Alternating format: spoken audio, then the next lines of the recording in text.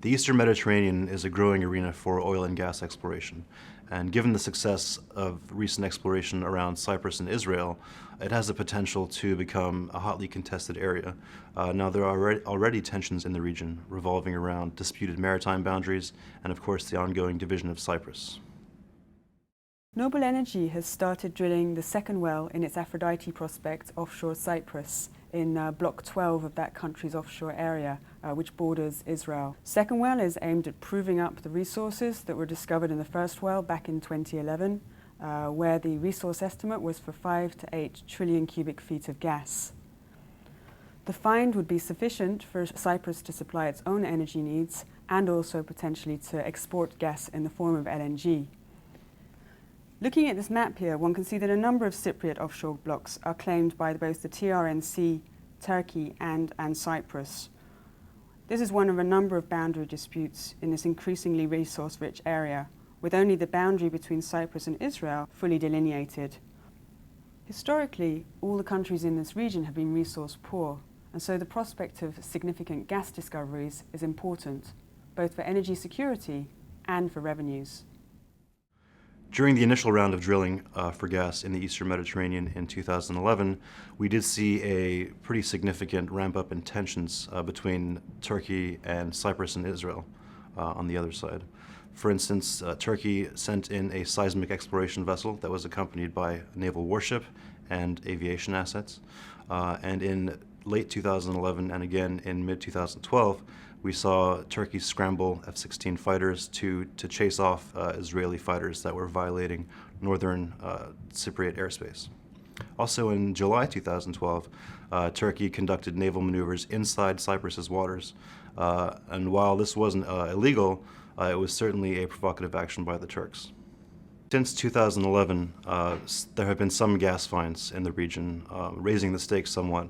And this has driven an increase in naval acquisition from the major powers, specifically for Turkey. Turkey is in the middle of 3 programs to boost its offshore and littoral combat capability. The first of these is a program to roll out 16 patrol craft, 56-meter patrol vessels. This is a program designed to produce 1 every 3 months and is expected to be finished in 2015. Second, Turkey is also in the middle of a program to produce 4 offshore patrol vessels, or OPVs.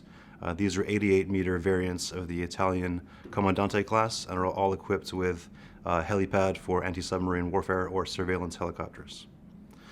Also, Turkey is in the midst of a program to produce a domestically designed corvette called the Milgem program. These are 99-meter corvettes, about 2,000 tons each. And they are almost all domestically designed, including domestically designed components such as radar and surveillance equipment. Along with Turkey's boost in offshore and littoral combat capability, Israel has taken delivery of its 5th Dolphin-class submarine. Israel's Ministry of Finance has also allocated $800 million to naval acquisition. And finally, Israel shipyards have unveiled a new concept known as the SAR S-72. This is the most modern warship concept to date. It calls for a multi-purpose patrol vessel or corvette, although designs have yet to be released. In Cyprus, in January 2013, the Ministry of Finance gave the go-ahead for the Navy to move ahead with the acquisition of 2 OPVs. Now, it's not sure what form these are going to take or where they're going to be sourced from, but once acquired, it will allow Cyprus to take bigger steps to secure its own waters and reduce its reliance on external security partners. Nevertheless, despite the tensions and some action on the Turkish side to censor energy investors working in Cyprus, Cyprus has still moved forward with further license awards. Bidders were attracted by the successes offshore Israel and also the success of Naval Energy in Cyprus Block 12. In the last 6 months, 5 new awards have been made, 3 going to Italy's Eni and South Korea's Kogas, and 2 awards made to French-based Total, with signature bonuses making a welcome contribution to the beleaguered Cypriot economy. However, the entry of new players, a number of whom hold acreage also claimed by Turkey's TPAO, means that there is scope for further standoffs in the region as seismic and drilling programs move forward. Meanwhile, Noble Energy will be looking to monetize its discovery if the second well proves up the reserves encountered at the Aphrodite-1 well. Monetization of the discoveries is also likely to be challenging as a result of the dual claims to acreage and unresolved boundaries. Noble is considering a number of different options. While pipelines might be cheaper, the drawbacks are that they could limit markets and make Cyprus reliant on transit countries. That makes an LNG facility perhaps the most likely route to market, enabling gas to be loaded onto tankers and sold to more distant markets. The terminal could also potentially play host to some Israeli gas discoveries, although current policy thinking in Israel favours facilities located in its territorial waters or onshore. However, Cyprus's strong hope is that further exploration in the region yields further discoveries in order to bolster the reserves available from Block 12 and potentially increase the size of any LNG facility.